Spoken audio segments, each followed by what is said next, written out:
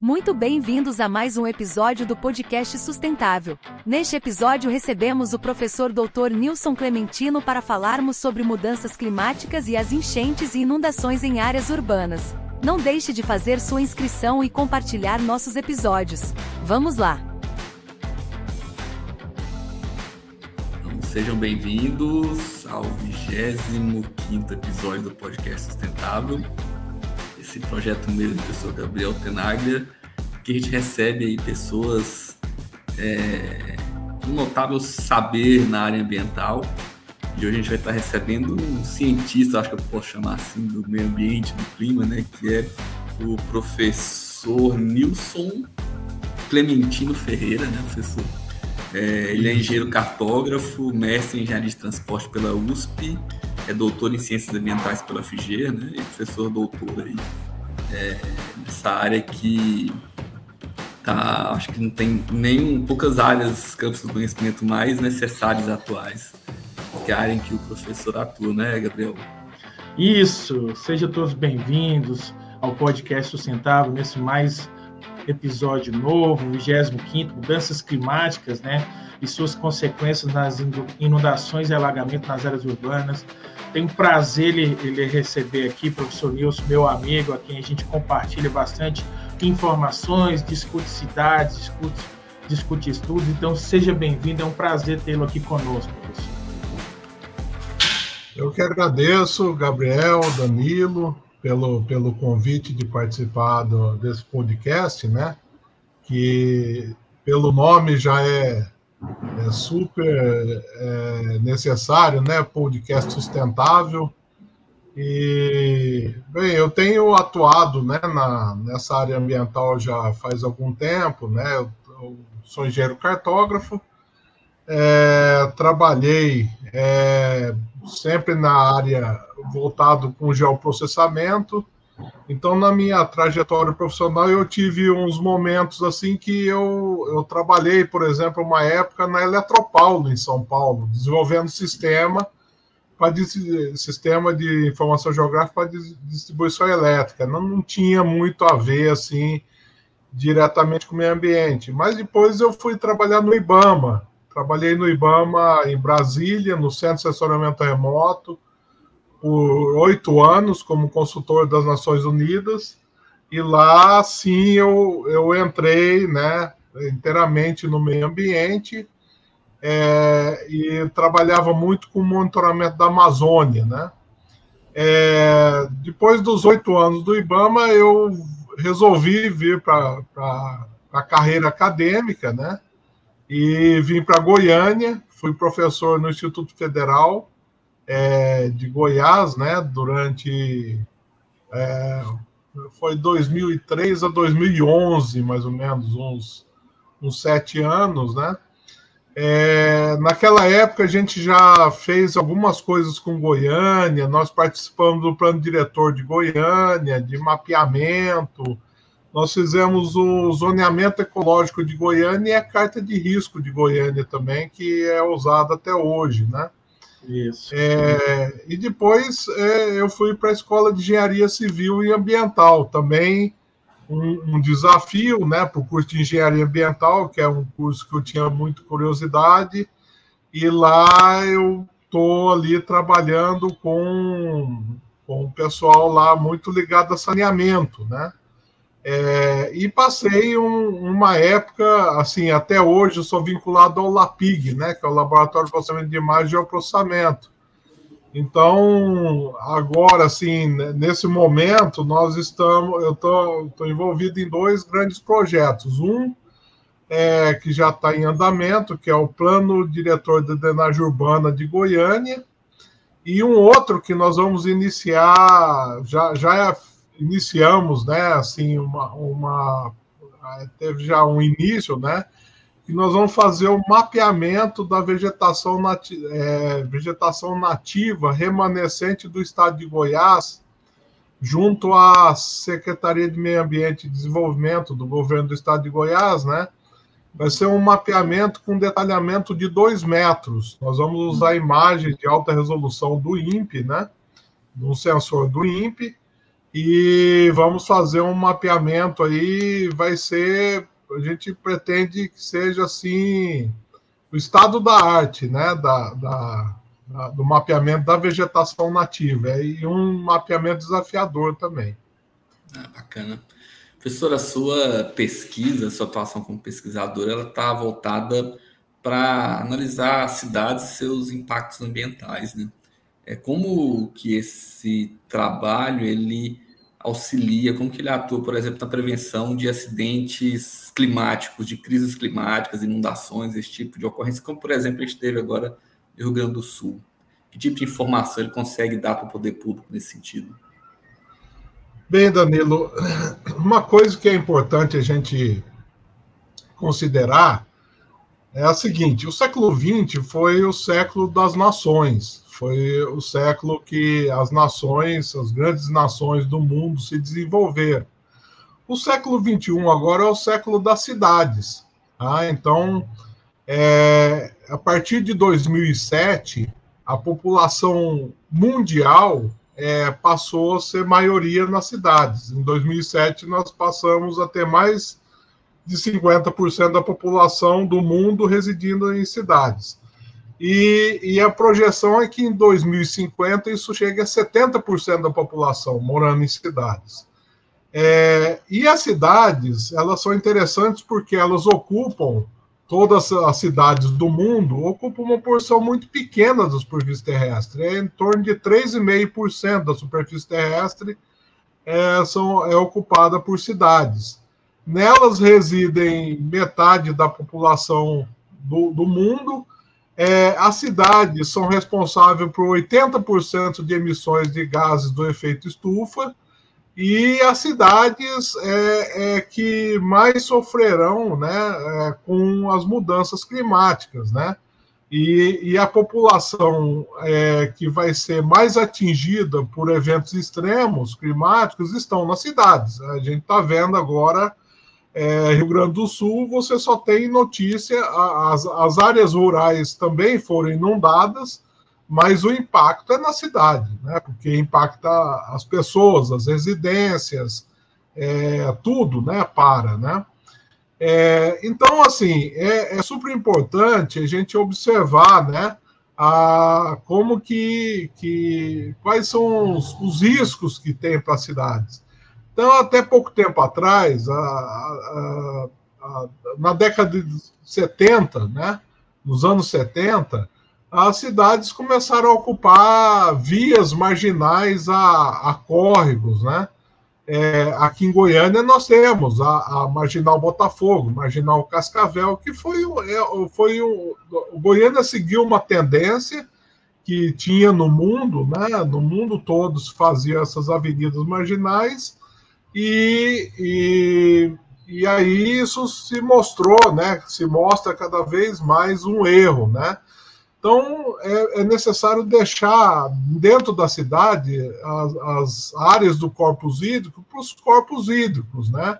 As áreas também de relevo inclinado, Goiânia não tem muito esse problema, porque a gente está numa região de relevo que não tem assim, muitas áreas de declive, mas em outras cidades, né, do Brasil e do mundo, tem construções em locais de relevo impróprio, e aí vem esses deslizamentos. Então, basicamente, a coisa é simples, identificar essas áreas ocupadas ao redor de corpos hídricos e as áreas ocupadas em regiões inclinadas. Essas são as áreas de risco, né, para a população, que precisam ser evitadas. E essas áreas, elas, então, devem ser utilizadas, por exemplo, cursos hídricos dentro de área urbana tem que se transformar em parques lineares. Tá?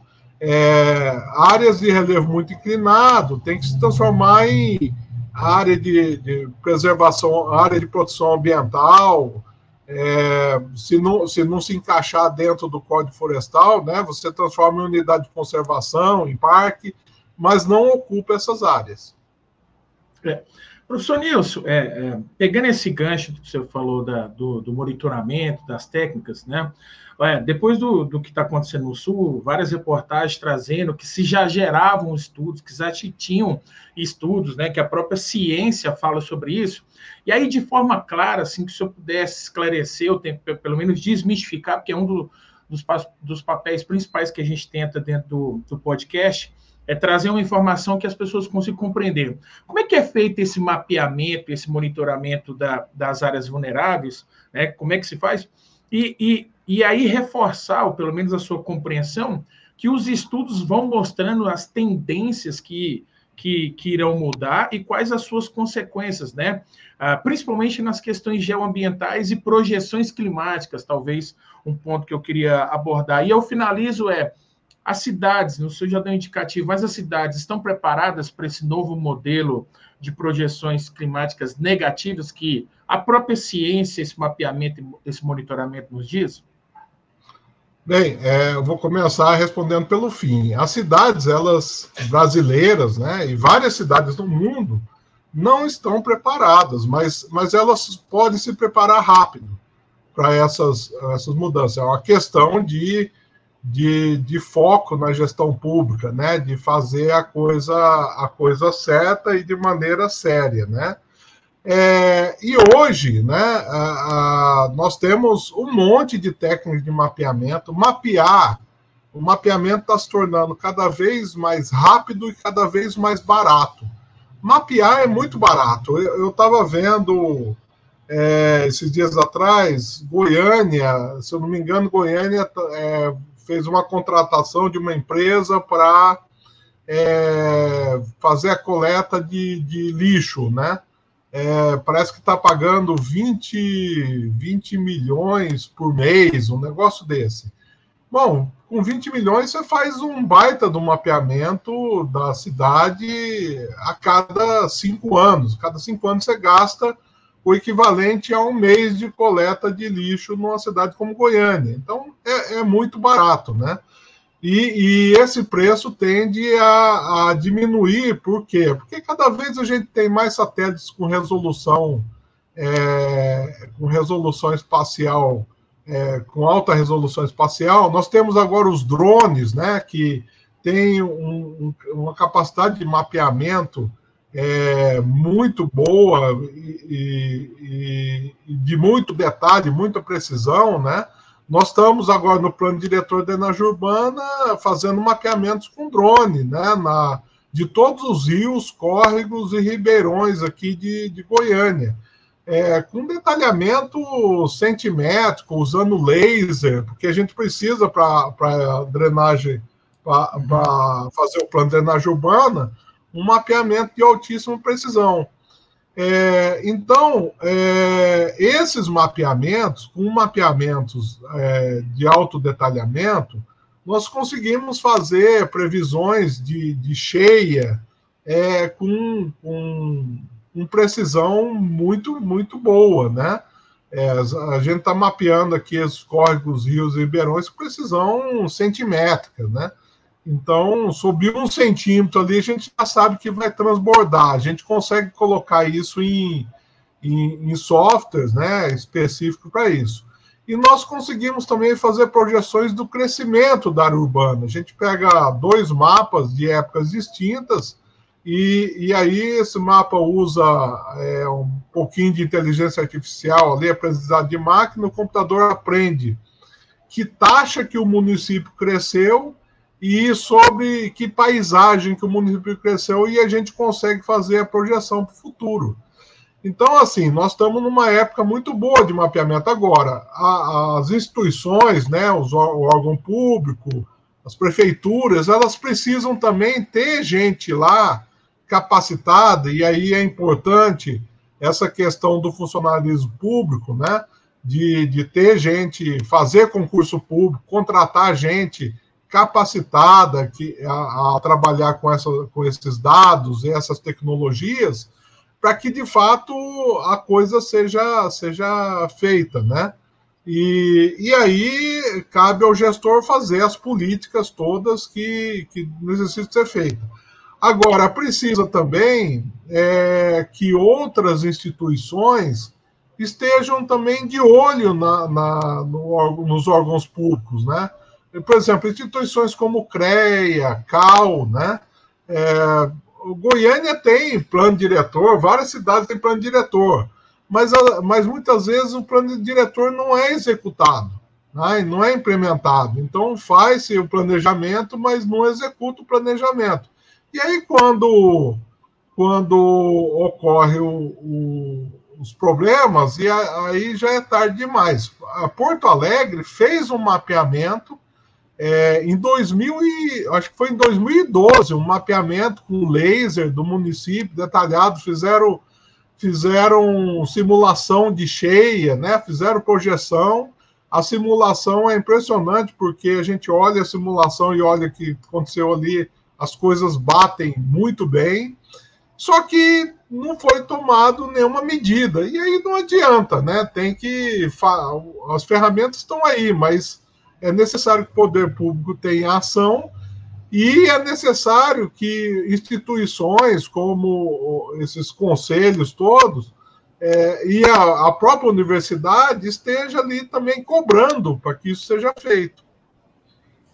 E, professora, a situação de Goiânia hoje, assim, a gente tem, por exemplo, barragens próximas no entorno de Goiânia, né? Pelo que eu entendi, a gente tem estudos hoje em Goiânia que a gente consegue saber quais são as áreas de risco, principalmente para alagamento ali nessa região metropolitana. Qual que é o cenário de Goiânia hoje? Assim, a gente tem, além dos estudos, o poder público atuando, ou a gente tem os estudos, as pessoas estão vivendo em área de risco, não tem nenhuma ação nesse sentido? Qual que é a sua leitura? Assim? Goiânia hoje está numa situação, comparando com outras capitais do Brasil, por exemplo. Goiânia, assim, eu não vejo assim muitos problemas em Goiânia. Assim. Goiânia tem as áreas de APP de Goiânia é algo interessante, tem ali um estabelecimento mais rígido até que o Código Florestal, né? Nós temos, só que algumas dessas áreas elas estão ocupadas, né? Que não deveria ter ocupado, mas estão ocupadas. E nós não temos muitos problemas de ocupação em relevos declivosos, né? O último plano diretor, ele tem as APPs, né? Ainda, porque aí você precisa agora tomar cuidado, né? Fazer monitoramento. O último plano diretor, né, o plano diretor que foi aprovado recentemente, ele tem, então, as APPs, ele tem uma área, além das APPs, ali, de uso sustentável, e ele tem previsto 3 APAs, né? A APA, acho que é do Mendanha, tem São Domingos e tem do Alto Anicuns. São 3 APAs, né? 3 áreas de proteção ambiental. Isso é bom, né? Tudo isso é bom. Mas nós temos, por exemplo, a barragem João Leite e, assim, o planejamento de Goiânia, daqui para frente também, não vai poder ser um plano diretor olhando só Goiânia. Goiânia tem que olhar a região metropolitana. Por quê? Porque, em termos de mobilidade, por exemplo, né, Goiânia, as pessoas das cidades vizinhas de Goiânia vêm para Goiânia, trabalham em Goiânia, voltam para lá, cidadãos de Goiânia também vão para lá. Tudo isso impacta o meio ambiente. Nós temos a barragem João Leite, que é uma barragem construída a montante de Goiânia, né? Mas é uma barragem bem construída, ela é bem monitorada, né? Dificilmente existe pode existir um problema de rompimento, mas agora, nesse momento de mudança climática, assim, pode falar. Aproveitando esse gancho da barragem, se porventura a barragem ali da região de Teresópolis ele romper, existe um estudo que fala qual que é a área de inundação dela no rompimento, assim, eventual? A gente tem uma previsão assim bem simplória, né? Pegando a cota que está a água da barragem e replicando essa cota para frente, a gente pegaria aí essa água seria capaz de atingir aí alguns completamente, outros parcialmente, mas em torno de 200 bairros de Goiânia. Tá? Então é bastante coisa. Então, agora, o João Leite é um afluente do Meia Ponte, né? Existe um grupo, eu faço parte desse grupo, iniciando uma luta aí que, se a gente conseguir vencer, vai ser muito interessante. É de se fazer um parque linear metropolitano ao redor do Meia Ponte. Eu fiz um traçado prévio desse parque, ele dá... porque aí a gente mudaria o conceito de marginal de rio para via parque, né? Você faz o parque, ao redor do parque você tem uma via parque. Essa via parque teria 400 quilômetros, 400 e poucos quilômetros.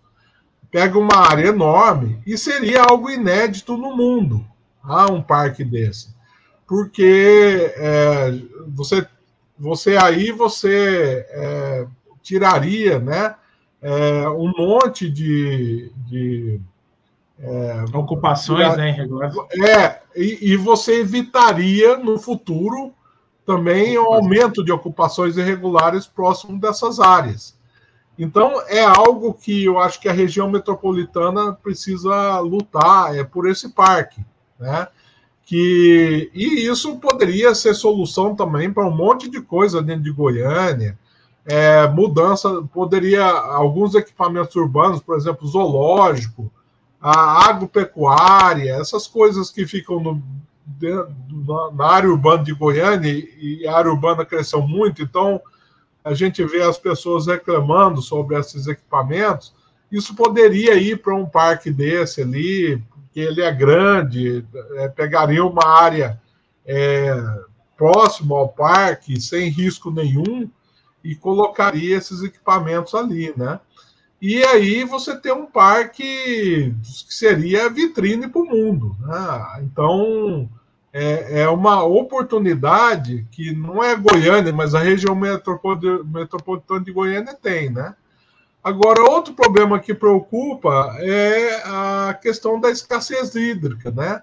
A segurança hídrica. Cada ano nós passamos por um período de seca cada vez maior, né? E cada ano que passa, a gente tem uma população cada vez maior consumindo água e atividades de agropecuária, indústria também consumindo mais água, e os mananciais nossos secando. Então, precisa proteger essas bacias de captação também.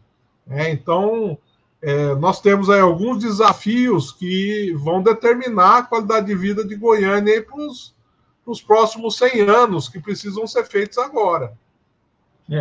E é verdade, eu só pegando um gancho, a título de informação, como você falou, eu, enquanto servidor da Agência Municipal do Meio Ambiente, na Gerência de Políticas Públicas, a Procuradoria do Município solicitou a nossa manifestação sobre esse projeto da criação do Parque do Rio Meia Ponte, e eu fui favorável, né? Porque eu acho que ele é um projeto que não é só uma requalificação urbana, porque quando a gente, às vezes, fala de requalificação urbana, a gente pensa muito mais no aspecto de novas construções, né? O processo de edificação, e eu acho que uma vantagem do projeto, para quem tiver a oportunidade de ver depois, é que ele busca primeiro uma requalificação do espaço ambiental, para depois, sim, pensar nessa questão de requalificação.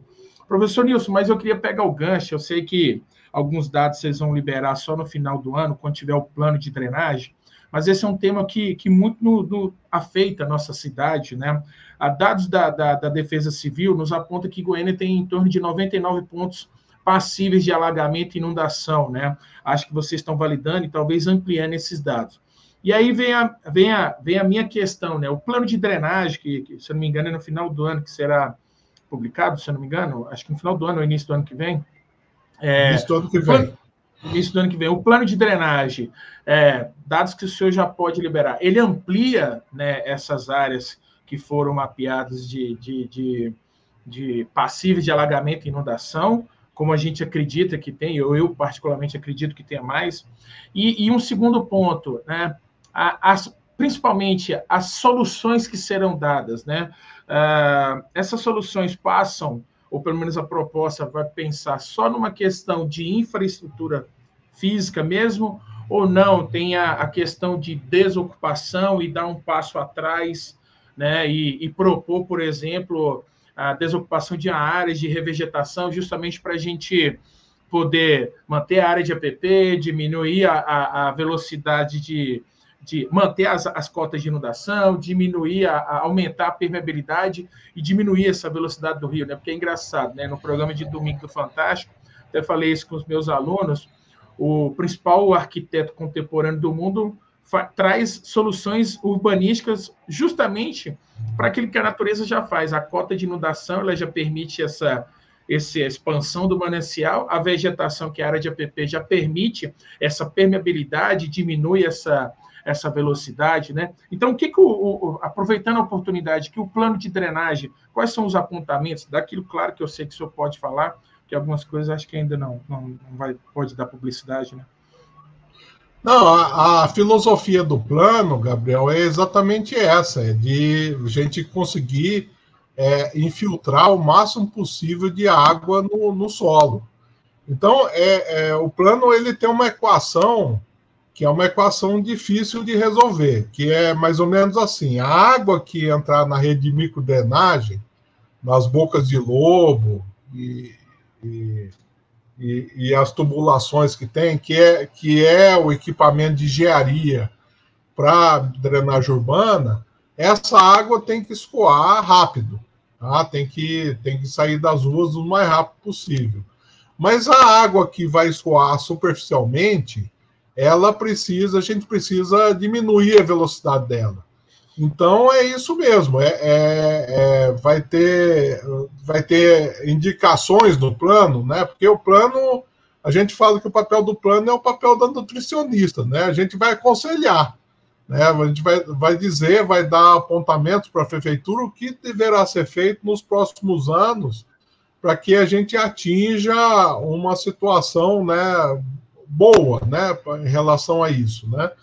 Então, a água que for escoar superficialmente, ela precisa ter a velocidade diminuída para que ela infiltre, tá? E essas áreas próximas da microdrenagem, elas tem o funcionamento de esponja.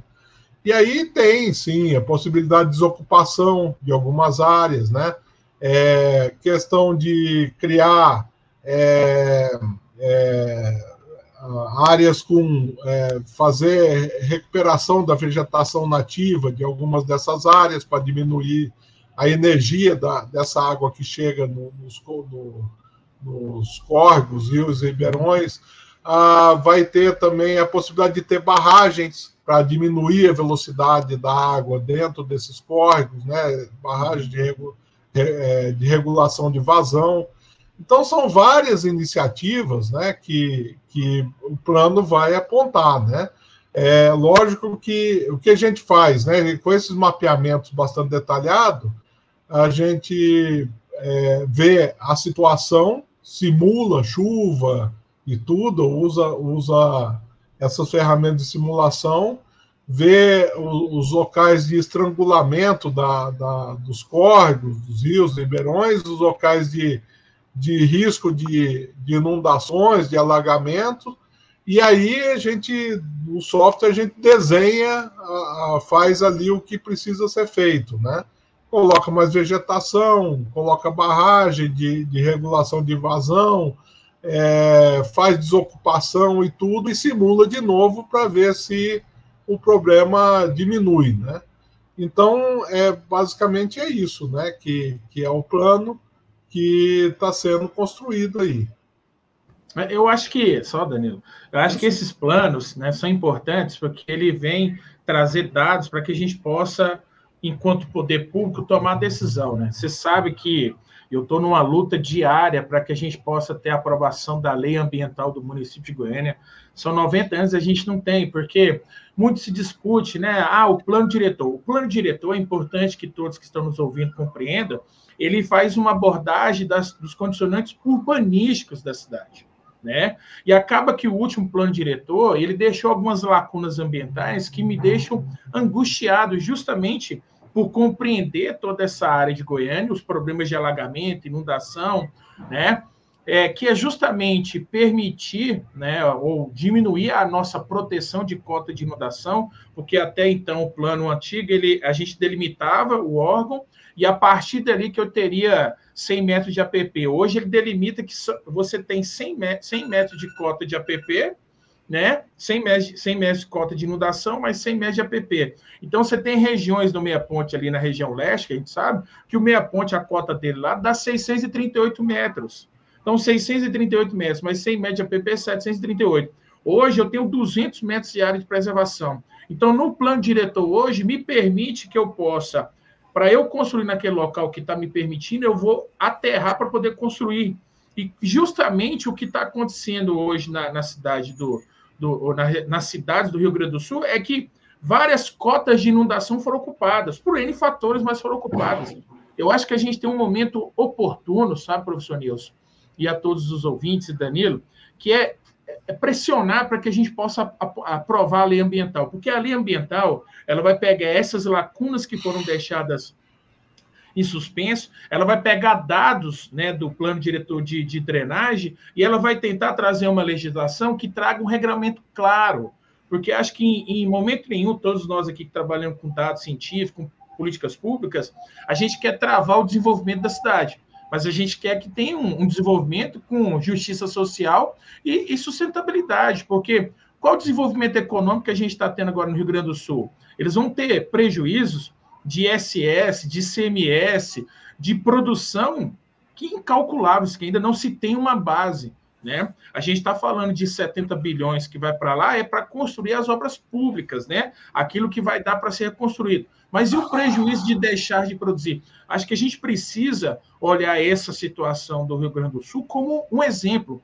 E para minha tristeza, e aí já passando, ver se o senhor concorda, professor Nilson, infelizmente Goiânia, ela segue um rito de copiar tudo de errado que os outros fazem, né?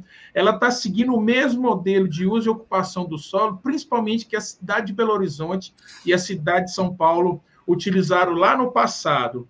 Ela permite a ocupação nas encostas, vai permitir a ocupação nos fundos de vale, vai permitir a ocupação nos topos de morro, está canalizando os mananciais. A gente já sabe os problemas que São Paulo tem, e principalmente, eu sempre recordo aqui, né? Antes da pandemia, a pandemia foi em dia 16 de março de 2020, mas em janeiro de 2020 teve uma chuva em Belo Horizonte que simplesmente gerou um prejuízo de 340 milhões de reais, porque destruiu a cidade. Então, acho que a gente, trabalhos como que o senhor desenvolve e essa informação que a gente precisa ter para tomar uma decisão política. O senhor concorda? Não, concordo. E não é que Goiânia copia, né? Acontece que o sistema econômico e político, né, de todas as cidades brasileiras é o mesmo, né? Então, você tem dentro das cidades, você tem na parte política administrativa, todo mundo ali, os vereadores, prefeitos, né? Toda a classe política, eles têm ali uma pauta que eles vão seguir, né? Alguns seguem a pauta ambiental, outros seguem a pauta do setor imobiliário, outros seguem a pauta do agronegócio, né? E assim vai. Então, depende da eleição, quem concorreu, quem foi eleito e tudo, mas todos eles têm a sua pauta. E agora, o que acontece é que o poder público ele precisaria ter uma participação mais efetiva de entidades, né, como o Conselho de Arquitetura e Urbanismo, né? O Conselho de Arquitetura e Urbanismo participou bastante agora da discussão do Plano Diretor de Goiânia, né? o CREA. Por quê? Porque quando tem as audiências públicas ali, você tem uma luta ali de poderes, né? O poder econômico, né? Gente querendo ocupar as áreas urbanas, enfim, porque eles têm os seus interesses econômicos ali, e a população, que muitas vezes também ela também quer ocupar, também quer gerar negócio, quer gerar emprego e tudo, e o pessoal da área ambiental que tem essa questão, né, olha, está tendo esses problemas, então é preciso cautela, é preciso preservar, porque depois é pior. Agora as pessoas estão vendo o quanto é pior, né? Eu me lembro na época da pandemia, alguém dizendo assim, né? Poxa, o pessoal está reclamando de lockdown, mas nas mudanças climáticas não vai ter nem como você reclamar, porque você não vai ter nem casa. É o que a gente está vendo no Rio Grande do Sul, né? Você não tem lá o fique em casa porque não tem casa para ficar. O lockdown, todo o comércio, indústria, está tudo parado. E não tem para quem reclamar também. Não tem carreata dentro da cidade fazendo protesto porque está fechado, porque não tem jeito de funcionar. Então, os efeitos das mudanças climáticas é muito pior do que da pandemia. Só que, lógico, a pandemia era o globo todo, e esses efeitos são efeitos locais, mas são efeitos altamente que dão um prejuízo econômico enorme, né? E altera demais a vida das pessoas. As pessoas, inclusive, perdem a vida. Goiânia tem morrido gente por problema de drenagem urbana. Nós tivemos aqui em Aparecida, recentemente, uma criança que foi levada e faleceu, né? Nós tivemos em Goiânia um rapaz que foi carregado com moto e tudo, né? E também faleceu. Então, cada vez mais isso vem acontecendo, né?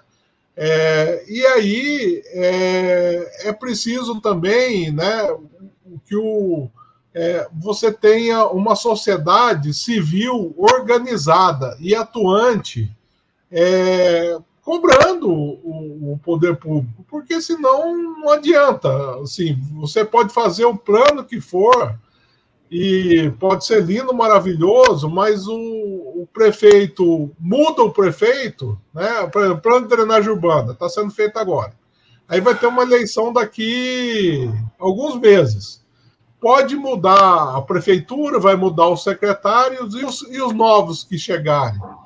Os novos vai mudar os vereadores, quer dizer, se esse plano for aprovado lá pelo legislativo, muda todos os vereadores, vem um pessoal novo que muitas vezes nem sabe que esse plano existe e nem sabe que existem metas a serem feitas, cumpridas, e aí não tem ninguém para lembrar eles que tem o plano, que tem essas coisas para serem feitas, né? E esse pessoal vai ser eleito, vai entrar na administração pública com as suas pautas ali, para suas missões ali para serem feitas, né? Então, essas entidades têm um papel fundamental nessa questão.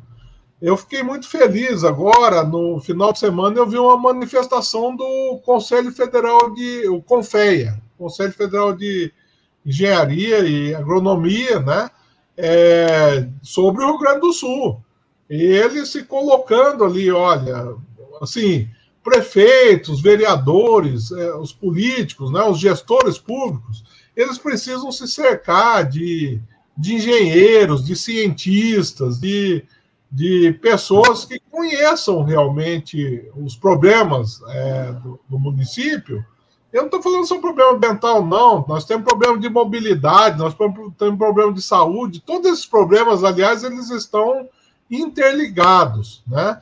Quando baixar as águas do Rio Grande do Sul, nós vamos ter um problema muito grande na de saúde pública, porque ali o esgoto misturou com aquela água, tudo foi para cima, vai ter você precisa levar ali, né? A mobilidade foi altamente afetada, A infraestrutura de energia também teve que parar toda a energia, fornecimento de água. Então, todos os sistemas, as cidades nada mais são que conjuntos de redes. E essas redes precisam estar bem funcionando bem. Né? Então, elas dependem do meio ambiente, dependem da rede hidrográfica, né? Depende da rede de biodiversidade, todas elas precisam estar funcionando em harmonia. E por isso que é necessário uma atuação mais contundente, né, de entidades como o CREA, como o CONFEA, como o Conselho de Arquitetura e Urbanismo, ONGs, OAB, Conselho Regional de Medicina, todos esses, a sociedade civil organizada que precisa atuar para que as coisas sejam feitas, porque os políticos passam, né? Eles passam, chegam novos e tudo, e então a gente precisa dar a direção para eles. E a participação... Não dá para ser uma política de governo, tem que ser uma política de Estado, né? Duradoura, assim, que tudo são projetos de longuíssimo prazo, assim, para ter resultado, né? Exatamente, mas isso depende da gente, né? Então, assim, o exercício da cidadania organizado, né? Porque não é a gente reclamar, eu, pessoa física, eu preciso estar dentro de um grupo, dentro de um... a democracia assegura que você se organize, né, em seus grupos de interesse, e aí você vai fazer as suas reivindicações, né? Então, a universidade tem papel fundamental em cima disso. É por isso, gente, que governo autoritário, a primeira coisa que ele faz é atacar todas essas instituições. Então, a universidade... só tem gente que não presta ali, então vai desacreditar todas essas organizações frente à opinião pública, para que aí não exista, né, nenhum tipo de cobrança, nenhum tipo de coisa. E aí, com isso, você oferece a solução que você quiser, né? Remédio que não funciona, você pode desmatar à vontade, acabar com não seguir nenhuma lei do Código Florestal, está tudo certo, né? Então, é isso, né? É necessário essa organização, porque aí sim os governos eles farão o que é necessário fazer, né? Não o que eles querem fazer, né? Então, assim, as pessoas hoje, elas demonizam muito os políticos, né? E eu não demonizo, porque eu falo assim, olha, se você demonizar o político, você está se demonizando, porque ele é eleito por nós. A solução está na política, né? Exatamente. Mas os políticos são ruins. São ruins porque a sociedade nossa é ruim. Então, vamos melhorar a sociedade, né? Enquanto você não tem cidadania, você também tem um político que está ali para atender só os interesses dele, né? Então, é isso que precisa ser feito, assim, um pensamento mais coletivo, mais cidadão, e isso que vai garantir aí as cidades, né? Beleza. Acho que é isso, né, Gabriel? Chegamos aos nossos quase 50 minutos. Bem legal, acho que é o tipo de informação que vale a pena a população ter acesso para saber que a informação existe, né? Que nada é obra do acaso, que muitas vezes acontece o que acontece nas cidades, é falta de vontade política mesmo, porque a ciência, as universidades, os órgãos estão fornecendo a informação necessária, né? Danilo, eu não esperava outro programa de forma diferente. O professor Nilson tem uma bagagem, é muita informação e traz informação com propriedade. Eu acho que isso é importante. Acho que você que vai ter a oportunidade de assistir depois esse podcast, e você que chegou até aqui, se inscreva no nosso canal do Podcast Sustentável, lá no YouTube, no podcast no Instagram. É importante que você possa valorizar ações como essa, porque justamente, professor Nilson, a gente busca levar a informação ambiental de forma que as pessoas consigam compreender e a gente tenta furar a nossa bolha, né? Que às vezes a gente fala para nós mesmos e a gente não consegue romper, né, essa bolha. Eu estou bastante satisfeito nesse ano de podcast, porque a gente já conseguiu ter quase 1.500 inscritos e principalmente 65 mil visualizações, desculpa. Então, acho que isso é importante. E eu quero lhe agradecer, professor Nilson, a oportunidade de estar aqui conosco. Nos sigam lá na rede social. Para quem quiser me seguir, é Gabriel Tenaglia Carneiro no Instagram e Tenaglia Gabriel no Twitter, né, Danilo? E, professor, passar a palavra para o senhor para agradecer e falar suas redes também, quem quiser te seguir, como é que pode te acessar. E muito obrigado, fico bastante agradecido por essa fim de tarde de bastante conhecimento e informação. Eu que agradeço pela oportunidade. Eu acho que toda vez que a gente pode levar ao público, né, conhecimento científico, assim, uma oportunidade excelente, né? Tem um livro que eu recomendo que todos leiam. Eu li esse livro e fiquei maravilhado, né? É um livro do Carl Sagan, escreveu em 95, né? O Mundo Assombrado pelos Demônios, né? O título é um pouco agressivo, mas... Eu já li ele. Muito bom. E ele fala justamente disso, né? Nós temos uma população... Isso não é um problema do Brasil, isso é um problema do mundo, né? Nós temos uma população que vive mais por causa das vacinas, que vive melhor porque tem água tratada, tem saneamento, tem... redes de comunicação, né? Porque tem maneiras de viajar a longas distâncias por avião, carro, trem, etc. E todas essas coisas elas foram feitas pela ciência. A ciência prolongou nossa vida, a ciência prolonga os nossos poderes, né? De se deslocar, de se alimentar, de viver e cada vez mais com mais qualidade, mas uma parcela ínfima da população sabe o que é ciência, sabe como que a ciência funciona. E isso é uma preocupação. Então, a gente... você vê que na nossa conversa aqui a gente falou muito de ciência, né? Por quê? Porque a solução para essas coisas estão na ciência. É a ciência que descobriu as mudanças climáticas, né? É a ciência que descobre os locais onde pode ter alagamento e quais as soluções para aqueles problemas, né? É a ciência que descobre onde tem erosão do solo, é a ciência que descobre onde pode ter deslizamento de terra e prevenir essas coisas antes, né? E é a ciência que vai salvar as cidades, né?